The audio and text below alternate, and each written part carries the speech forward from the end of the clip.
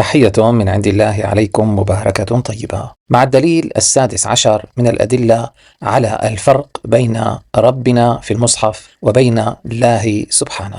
الآية تقول: وجاء ربك والملك صفا صفا. المجيء في المصحف لم ينسب لله نهائيا، لأن الله يتنزه عن المجيء والذهاب، لأن مجيئه إلى مكان ما يستلزم خلو هذا المكان منه سبحانه، أي خلوه في الزمن الذي سبق هذا المجيء، وهذا كله لا يليق بالله الذي وصفه المصحف بأنه ليس كمثله شيء.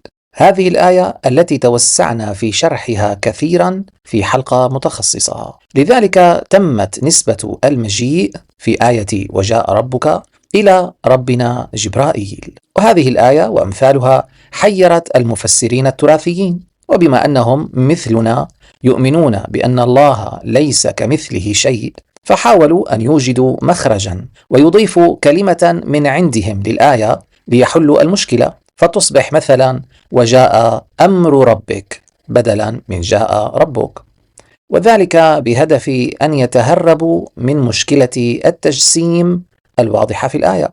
لكنهم بجريمتهم هذه اتهموا المصحف عمليا بالنقص، وأنه كان عليه أن يضيف كلمة أمر أو نحوها قبل كلمة ربك، ولكن المصحف لم يفعل، وأن هؤلاء المفسرين الأبطال رمموا نقص المصحف بأن أضافوا له كلمات ترقع عيوبه والعياذ بالله، وبهذا وقعوا في جريمة أخرى وهي جريمة التحريف. ولكن تلاعبهم هذا لا ينطلي حتى على طالب مدرسة في المرحلة الإعدادية، لأن الآية لم تكتفي بنسبة المجيء إلى ربنا، بل وأضافت إليه شرحا تفصيليا لكيفية هذا المجيء، وهو أن يصطف ربنا والملك صفوفا عرضية بجانب بعضهم بعضا. فلو كان المجيء هنا يتعلق بأمر ربنا وفق زعمهم، فهل أمر ربنا المعنوي يمكنه أن يصطف اصطفافا ماديا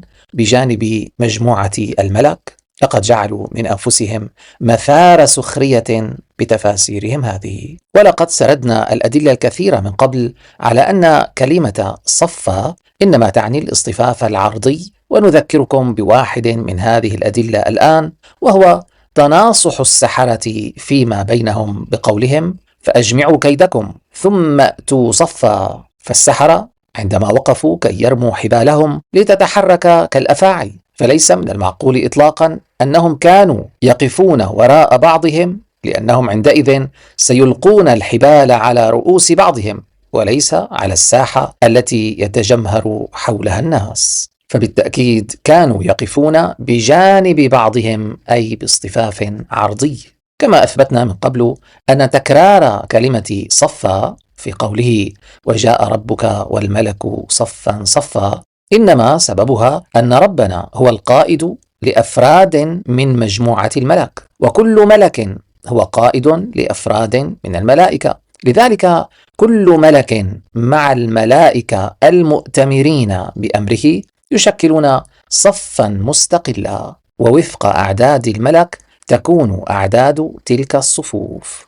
إن الحجة الجاهزة التي يبرر أكثر الناس بها اليوم إعراضهم عن ربوبية جبرائيل الكريم، وهي الخوف من الوقوع في الشرك، وبالتالي الاحتياط المزعوم برفض هذا الرب المخلوق، إنما توصل إلى تشويه صورة المصحف واتهامه بالتناقض وتدميره من جذوره، وجعل ذلك حجة لكل ملحد لأن يهاجم المصحف. بينما المؤمن الحقيقي فهو يسير مع كتاب ربه بأدب وتواضع إلى الوجهة التي توصله إليها دقة النصوص وعظمة الترابط بينها على نحو معجز بديع.